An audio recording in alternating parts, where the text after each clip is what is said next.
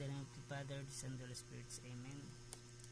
Nananawagan po ako sa Diyos ang makapangyarihan sa lahat na may gawa ng langit at lupa, at nananawagan po ako sa lahat ng mabubuting espiritu at elemento na tulungan po natin si Jomar Fajardo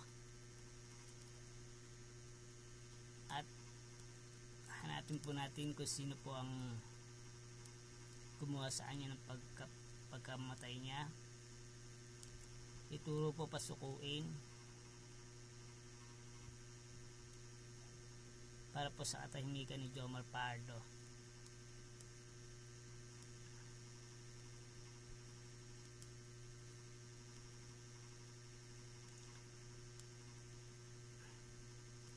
At tulungan po mahuli ang gumawa sa kanya na si Jason Bacaldan. Si Jason Banggawan Bacaldan. Mahuli po para po sa katahimikan at ustisya kay Jomar Fajardo at katahimikan. Papasalamat po ako sa Diyos amang makapangyarihan sa lahat na may gawa ng langit at lupa.